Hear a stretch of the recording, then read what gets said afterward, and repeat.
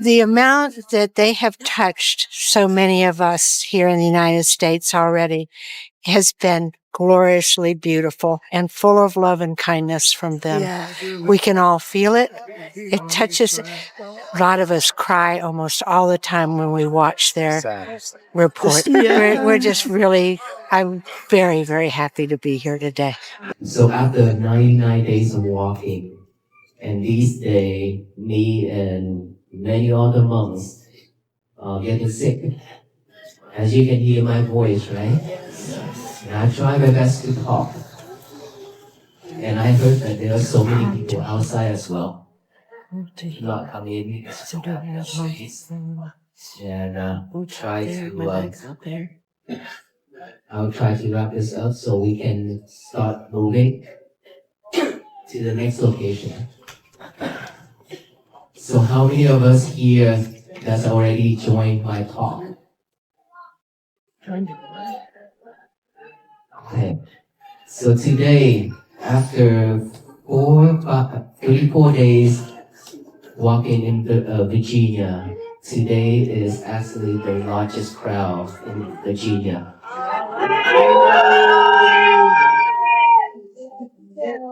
We have walking through so many places that not many people, because there's not a lot of houses. And so when we come to this town, there's a lot of people welcoming us. And unfortunately, the weather is not that good, but we still have some sunshine, right? Yes. So when you be out there, please be careful with those eyes still out there. Okay? How many of us that already practice by writing down the statement, today is going to be my peaceful day? You write that down every morning, or you just think of it. Write it down is what I ask. So how many of us that actually write that down in the morning? Please raise your hand. Roughly about 30 out of 300. Okay. So what is the problem here?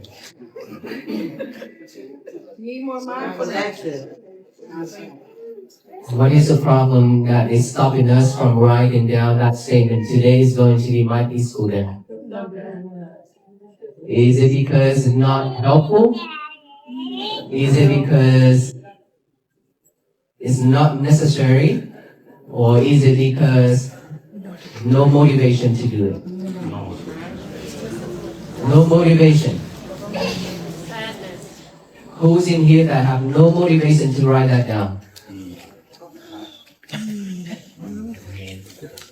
So what is the main problem here? Awareness and time. Creative time. Self-motivation. The mind over matter. Procrastination. Okay, so we have all kind of excuses.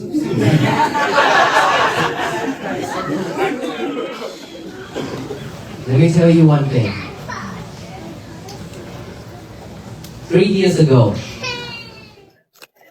if I don't make a vow, silent vow for myself, to take on this walk, today won't happen. Just because of one thought, that I want to do something for our people. And walking is what I wanted to do. Just for that one thought. And I have been thinking and thinking and thinking about it for 3 years.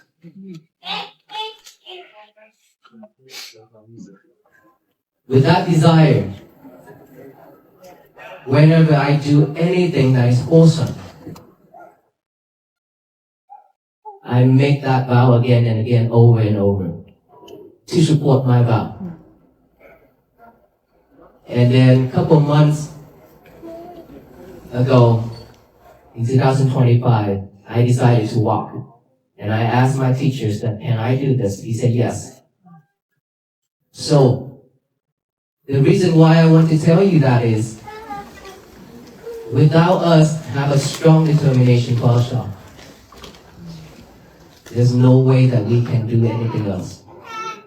We could do the thing that we need to do, but it's just gonna repeat over and over with what we have been doing for a long time. Nothing changed. There's a lot of important things in this world that we need to do. But we only do it for a couple of times and then we give up. But there's a lot of things that is not necessary. You don't even need a motivation, you still do it. A lot of things. For 99 days, we have walked, I have talked a lot. Like in the morning, noontime, and then evening, nighttime. Talk the whole day. And I talk about this so many times, but you still don't have the motivation, or you still don't want it to put your effort into it to make it happen. But you're willing to drive yourself out there to wait in the cold for hours. And here again that you standing in front of us listening to my talk. And after this, you go home. You go back to your old day again. So what is the purpose here? Are we willing to change to be a better? Or are we just because of the trend, or is it because of something that is so different and we just want to see it, we just want to hear it in person and then that's it? This is different.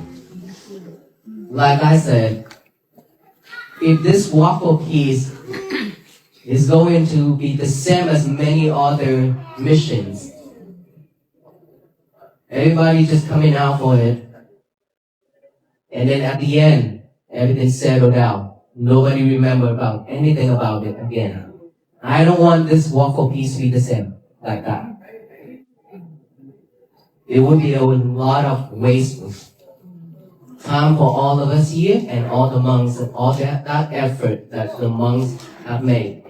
99 days of walking. Can anybody imagine how difficult or terrible that is for the monks to walk? Especially in this weather. And during the hot time too. We started out in Texas very hot, right? And then we come here very cold. We have went through so many challenges.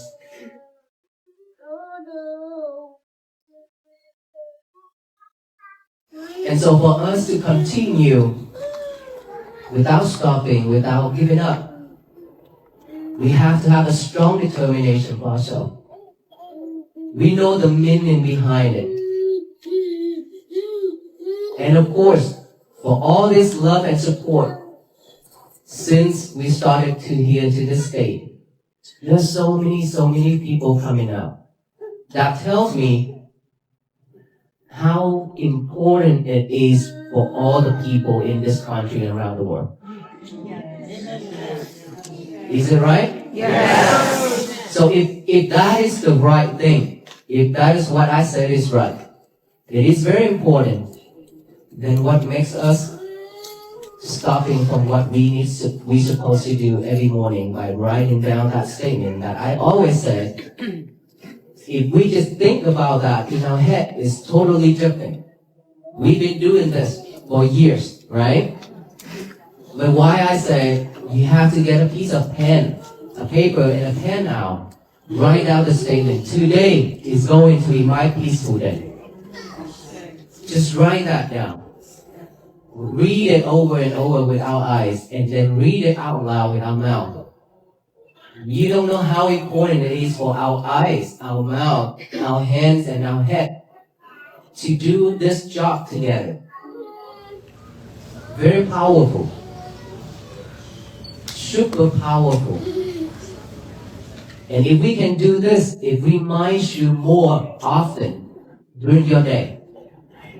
If you keep thinking in your head, and that's it, with that habit, it's not strong enough to remind you. How many of us here that actually can control or can manage your emotion after you woke up and you thought about that statement, today is going to be my peaceful day, and then you have a peaceful day?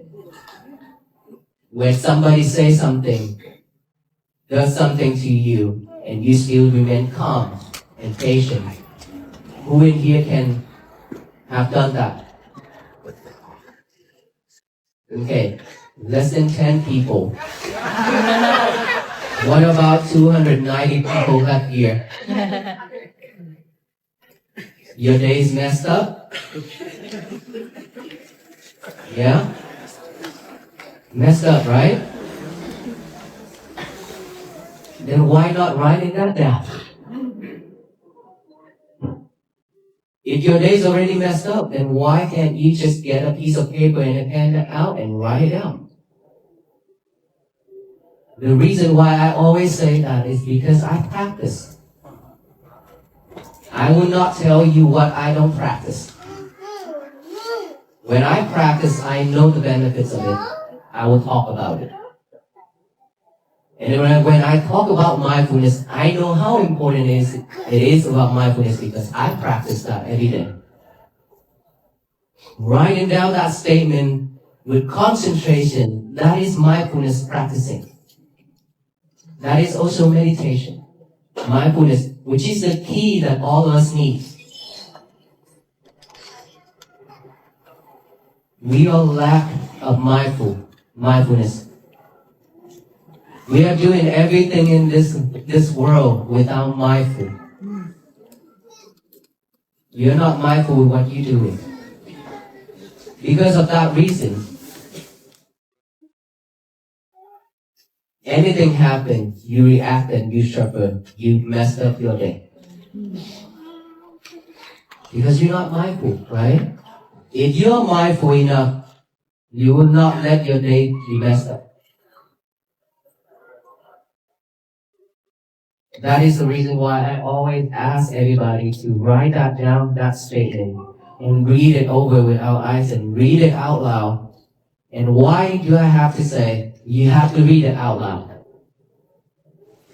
Anyone remember? Send that to the universe. Of course, we will send ourselves first. But you have to send that statement to the universe. All of us here say one time for me. Today is going to be my peaceful day after I count to 3. 1, 2, 3. Today is going to be my peaceful day. You hear that sound, right? Yes. You hear that voice of yourself and the other, right? Yes. Can you imagine if all the people in each and every single house doing the same thing in the morning, with that energy, send that to the universe and spread out to this universe, what is going to happen? It's going to be a peaceful day. The universe will shower back down with love and kindness and compassion and peace. We've been spreading hate, anger, and everything to the universe. Now all we need to do is just change that. Send the positive instead of negative.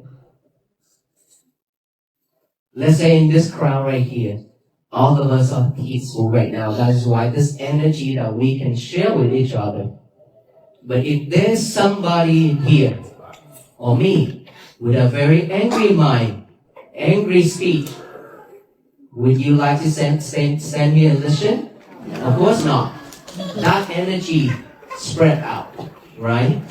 So with the energy of that, what we do in every day, in every morning, is support ourselves first, is support our family, and the whole community, and the whole world.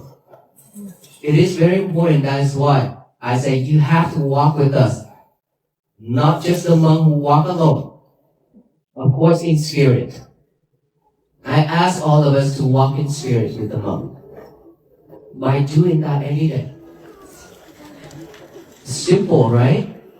It's not difficult as walking. You're not walking out there for 99 days with us. All you need to do is just every morning when you wake up, write that down, that statement down, that's it. So, I'm not sure what is the problem in between, but this is like the third time that I ask the crowd, and this is the same result that I get. I'm not sure what the problem is, but I hope after today we will truly take that into action. Because like I said, I don't want to waste your time, and you don't want to waste our time either, right? And we've been wasting our time for years doing a lot of nonsense things, right? Anything in our life, we just do it and do it and do it without thinking. Should I do this? Shouldn't I do that? And unfortunately, with all the bad things, with all the things that is not needed, we do it all the time. That is why I say we wasted our time. We shouldn't waste our time anymore because we don't have much time left in this world. Who can guarantee that you have a lot of time left in your life? Nobody. Nobody. Because everything's so impermanent. We could let go of everything and then go to another world within a second. We don't know. What if we don't have anything to carry with us to our next life? I'm not talking about that fancy jacket, eyeglass, house, car. Not talking about it. Ready? Okay, ready? Can we clear the hall, please? Can we clear that hall? Clear that doorway. Oh, Aloka.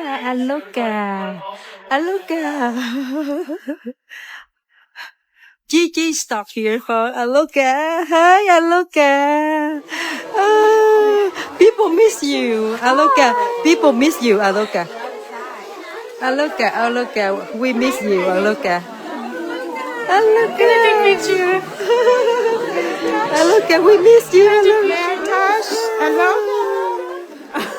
Imagine standing in a crowded room in Virginia on a biting cold winter day. The air is thick with the damp chill that seeps through coats and settles into the bones. Yet there is a warmth here that has nothing to do with the temperature. At the front of the room stands a figure who has become a living testament to the resilience of the human spirit. He is 99 days into a pilgrimage, a walk for peace, that has spanned states, seasons, and terrains. When he speaks, his voice is raspy, cracking under the weight of exhaustion and the sickness that often accompanies such prolonged exposure to the elements. I try my best to talk, he admits, his vocal cords strained, yet his message carries a clarity that cuts through the noise of our daily lives. This scene offers us a profound mirror for our own condition. We may not be walking across a continent, but many of us feel that we are on day 99 of our own personal struggles. We are tired. We are weathering our own winters, whether they be financial stress, relationship fatigue, or a general sense of unease about the state of the world. We look at a monk who has walked for months and perhaps we see someone extraordinary, someone unlike us, but if we listen closely to the wisdom emerging from his hoarse throat, we realize he is not asking us to marvel at his endurance. He is asking us to uncover our own. He is showing us that peace is not a destination we arrive at after the walking is done. Peace is the quality of the step itself. It is accessible right now. In the midst of the cold. In the midst of the sickness. In the midst of the crowd. The journey to inner peace does not begin when the conditions are perfect. It begins as he shows us exactly where we are, flawed and weary as we may be. But how does such a journey actually begin? We often imagine that great changes in our lives require thunderous revelations or lightning bolts of inspiration. We wait for the perfect time to start a new career, to mend a broken relationship, or to commit to our health. We wait for the motivation to strike. Yet, as the story of this 99-day walk unfolds, we learn that the origin of this massive undertaking was silence. It began 3 years ago, not with a fanfare, but with a silent vow. It was a single, quiet thought, a desire to do something for the people, a desire to walk.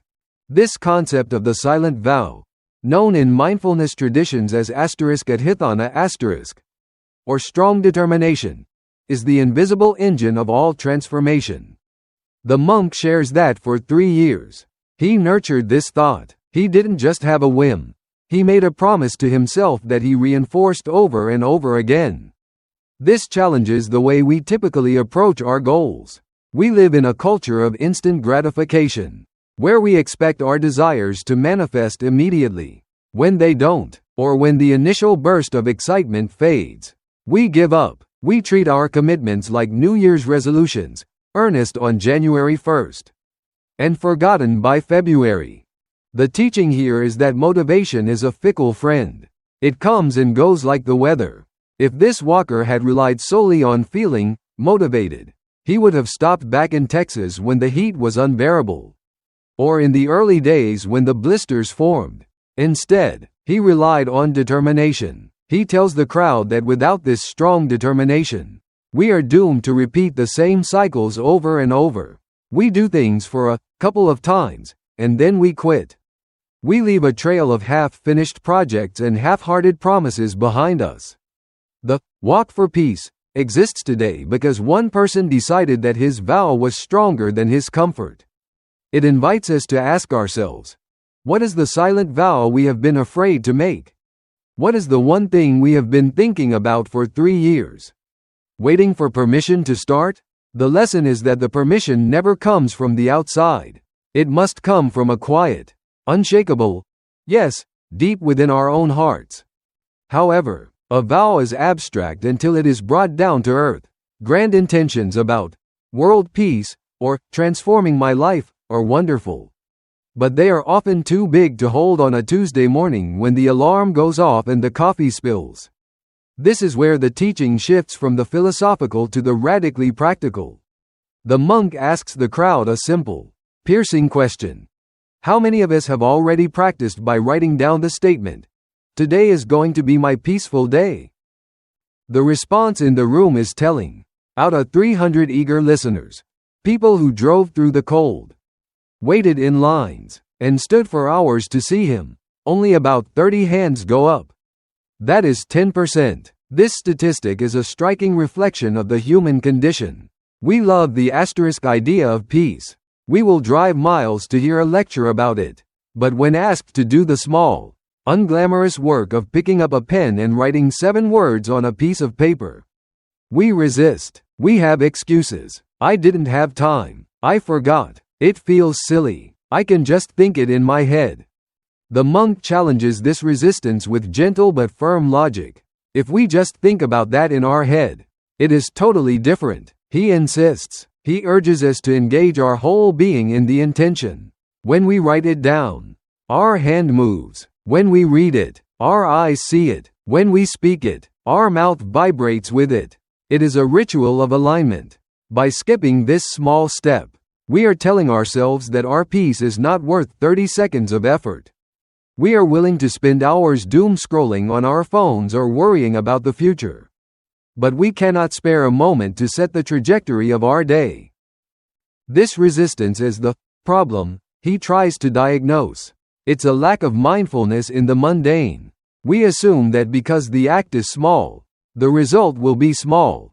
But mindfulness teaches us that the ocean is made of drops. If we cannot master the morning minute, we cannot hope to master the day. The act of writing, "Today is going to be my peaceful day," is not a magic spell, it is a contract. It is a way of signing your name to the day's potential. Declaring that no matter what emails land in the inbox or what traffic jams occur, the baseline of your existence will be peace. It is the difference between being a passenger in your own life and being the driver. Why is this specific script, "Today is going to be my peaceful day*, so vital? It is because, without it, We are defenseless against the chaos of the world. The monk asks the room, "Who in here can manage your emotion when somebody says something? Does something to you?" He asks who can remain calm and patient when the world throws a curveball. Again, very few hands go up.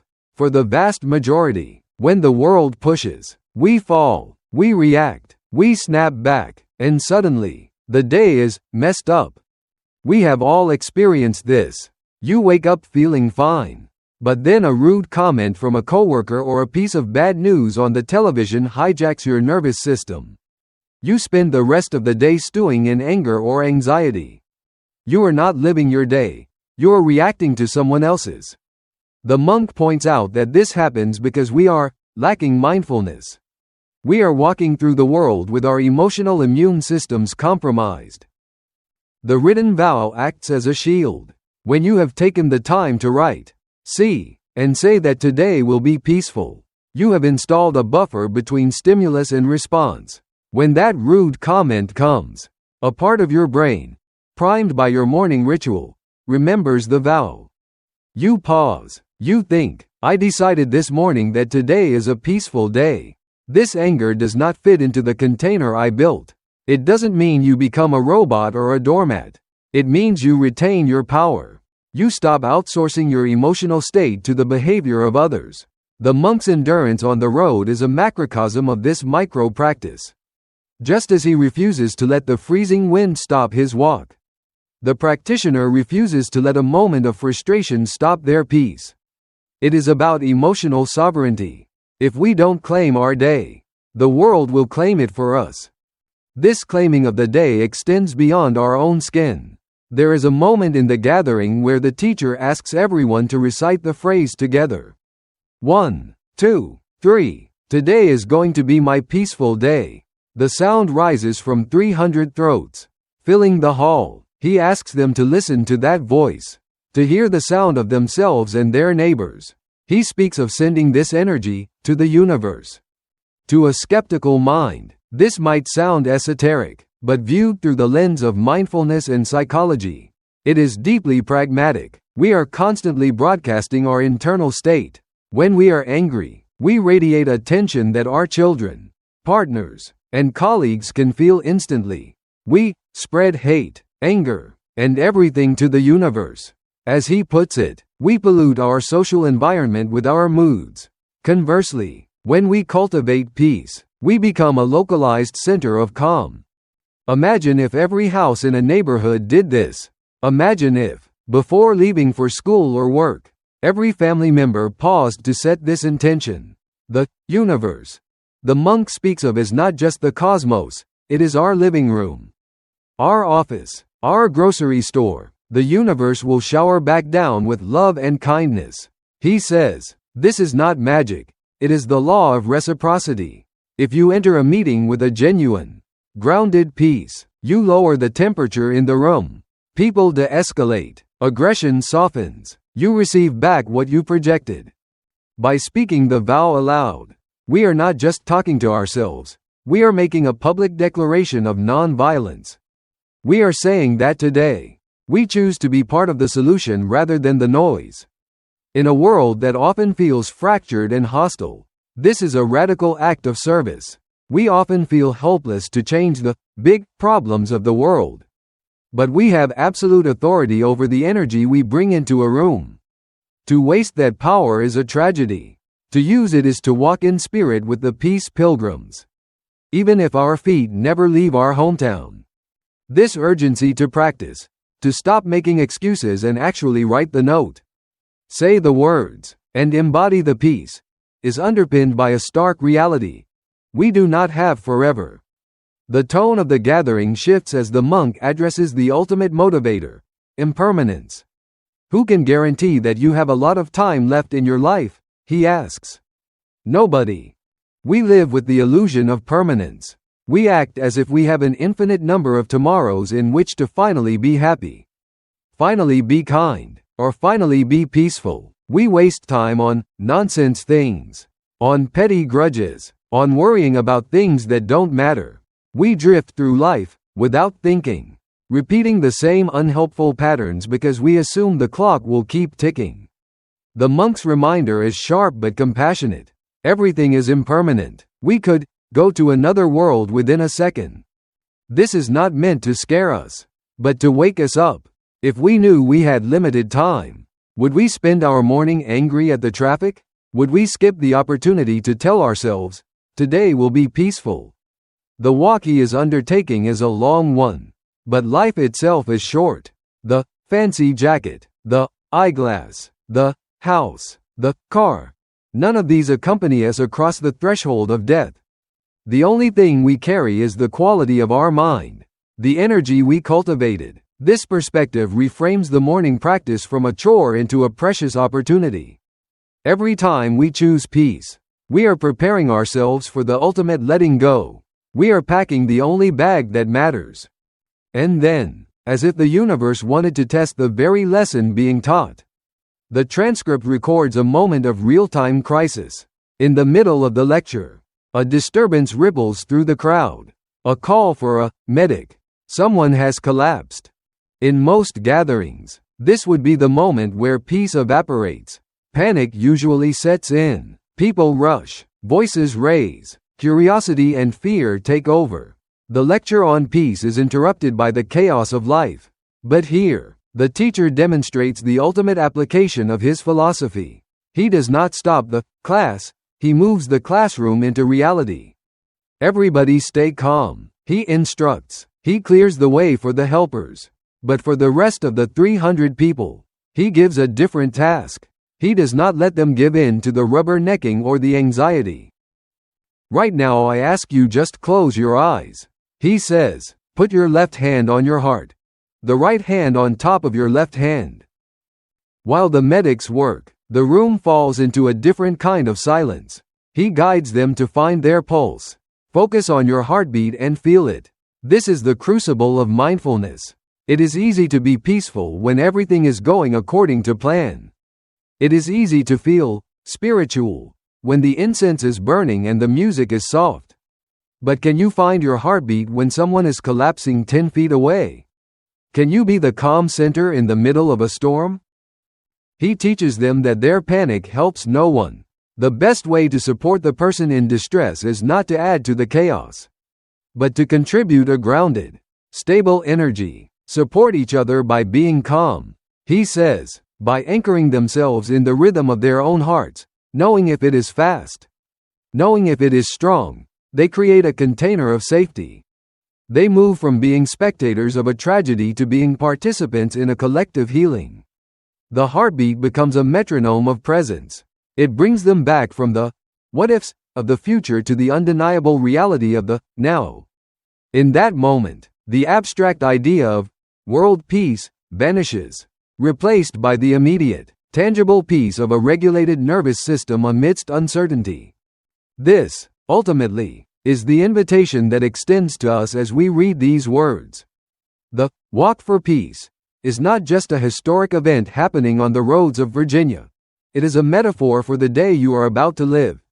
You do not need to shave your head or wear robes to join this pilgrimage.